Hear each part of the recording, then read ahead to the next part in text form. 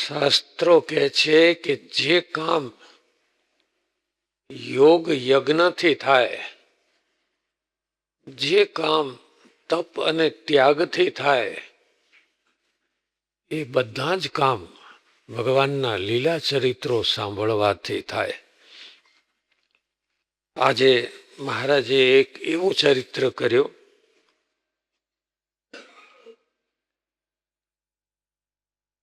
મહારાજ ક્યારેક કરિયાણા પધાર્યા. કારિયાણી જુદો, કરિયાણા જુદો અને કાલિયાણા એ જુદો, એટલે બહુ ધ્યાન રાખવાનું. મહારાજ કરિયાણા પધાર્યા છે. દેહા ખાચરના દરબારમાં ઉતર્યા. બધા ભાવિકો ભક્તો દર્શને આવ્યા. ત્યારે મહારાજ કહે છે, દેહા ખાચર, આ બધા જ અમારા દર્શન કરવા આવ્યા, પણ ઉન્નડ ખાચર કેમ ના આવ્યા? ત્યારે તે બોલ્યા કે મહારાજ એ તો માંદા છે, ઘરમાં સૂતા છે. તો શ્રીજી મહારાજ કહે છે, ચાલો એમને જોવા જઈએ, મળવા જઈએ. માંદાની ખબર કાઢવા સૌ જાય છે ને, બહુ ધ્યાન રાખવાનું. ઘણા માણસોની પ્રકૃતિ હોય છે, માંદાની ખબર કાઢવા જાય ને એટલે કાયમ માંદો રે એવો કરીને આવે. ઓહો, આવી તકલીફ અમારા પાડોશમાં થઈ ગયેલી, તે બિચારો રીબાઈ અને પહેલાને શું દશા થાય. એટલે ખબર કાઢવા જવું ત્યારે જરા બોલતા શીખવાનું. ભજન કરજો, મહારાજ સારું કરશે, એમ કહેવાનું. ભલે તમે જાણતા હો કે આ દર્દ અસાધ્ય છે, છતાં દર્દીના માથે એમ શબ્દોનો મારો નહીં ચલાવવાનો. કહેવાનું, ભગવત ભજન કરજો, મહારાજ સારું જ કરશે.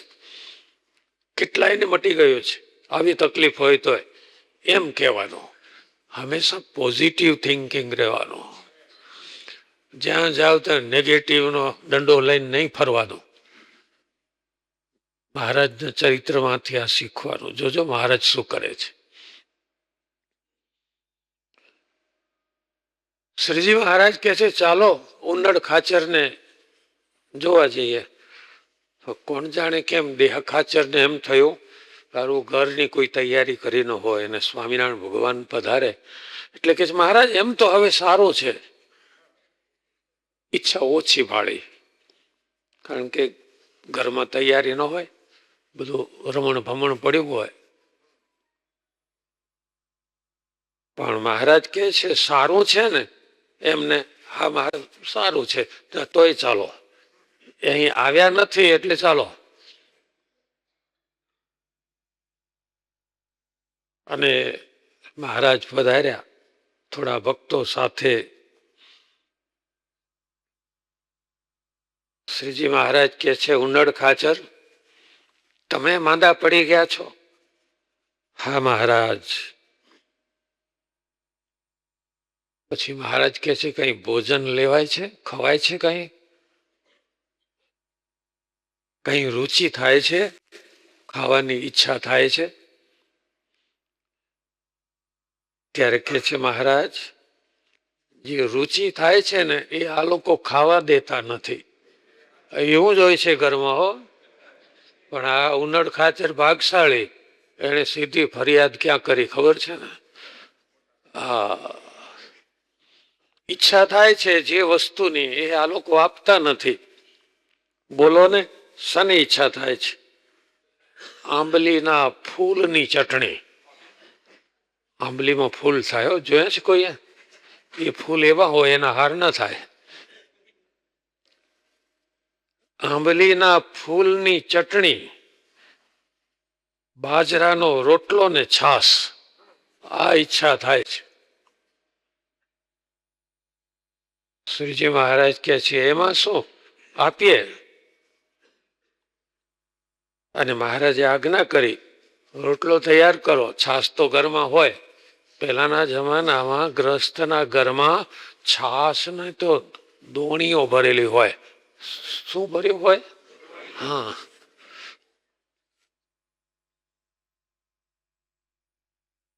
જેના ઘરમાં છાશ ન હોય ને એ ગૃહસ્થનું ઘર જ નકામો. છાશ તો જોઈએ ને, છોકરાને છાશ પીવા ન મળે. અરર, યત્ર નાસ્તિ લઘુ લઘુ નિશિશોની, યત્ર નાસ્તિ દધિ મંથન ઘોષો, યત્ર નાસ્તિ ગુરુ ગૌરવ પૂજા, તાની કિમ બત ગૃહાણી વનાની. જેના ઘરમાં નાના છોકરા કલબલ કલબલ કરતા ન હોય, દિવાલોમાં લીટા પાડ્યા હોય, કલર કરાયો હોય ને પછી ચોક લઈને લીટા પાડ્યા હોય, અને એવા કોઈ પદાર્થ છોકરાએ પેદા કર્યા, માખીઓ ત્યાં બેસતી હોય, આ બાજુ રોટલી થતી હોય ને એ બાજુ આ ચાલતું હોય. ગ્રસ્થનું ઘર છે, એનું એક લક્ષણ છે એવું હોય. ત્યાં કઈ માળાને ગૌમુખીઓ પડી ન હોય ઘરમાં. યત્ર નાસ્તિ લઘુ લઘુ નિશિશોની, આવા નાના બાળકોની કલબલાટ જ્યાં ન હોય. યત્ર નાસ્તિ દધિ મંથન ઘોષો, જ્યાં આગળ દહીં વલવાતું ન હોય, એટલે છાશ થતી ન હોય. અને જ્યાં ગુરુ ગૌરવ પૂજા, પોતાના ગુરુની જ્યાં પધરામણી થઈ ન હોય, તો એ ગ્રસ્થનું ઘર એ ઘર જ નથી. એના કરતા તો એ ઉજ્જડ જંગલ કેવું એને એ જ સારું. કેવું કહી નાખ્યું બોલો. ઘરમાં છાશ તો ઘણી બધી હતી. મહારાજે આજ્ઞા કરી, રોટલો તૈયાર કરો. બીજા કોઈને કહ્યું, જા ક્યાંય બાગોળે આંબલી છે, લે આવ, ફૂલ લે આવ.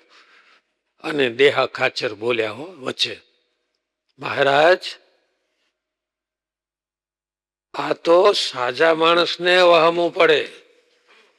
આંબલીની ફૂલની ચટણી અને ખાટી છાશ ને રોટલા, આ તો હાજાને મુશ્કેલી કરે.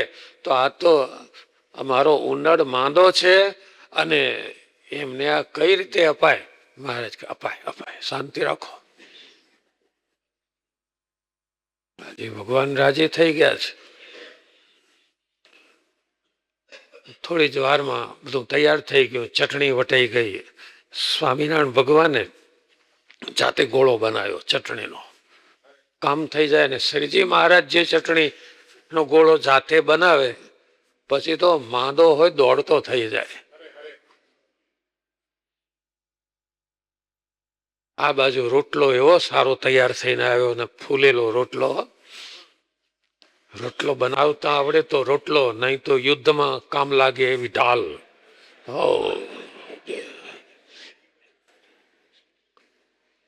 એવો મજાનો રોટલો અને છાશ.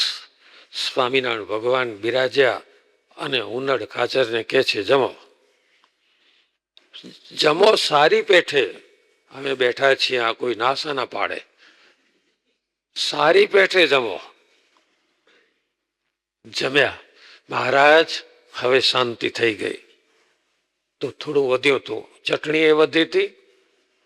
મહારાજ કે છે, ફરીથી ઈચ્છા થાય ને તોય જમજો. અને એને જે તાવ આવતો હતો, જે કારણથી તાવ આવતો હતો, એ શરીરમાં જે મંદવાડ હતો, એ બધું મટી ગયું તરત જ.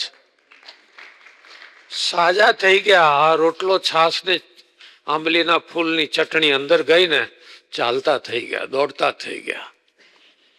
એમ મહારાજે દેહા ખાચરના ઉનડ બાપુનો તાવ કાઢ્યો.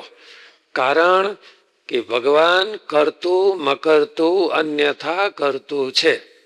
આમ કહેવાનું સ્વામીનું કારણ એવું છે કે તમે આ ધંધો ન કરતા. કથામાં સાંભળ્યું તું કેસા ને તાવ આવ્યો છે ને, આંબલીના ફૂલની ચટણી લાવો. આપણે ધનુર્માસમાં સાંભળ્યું હતું. એટલે એવું કોઈ ના કરતા. ભગવાન અને મોટા પુરુષો કહે એમ કરવાનું, કરે એમ નહીં કરવાનું.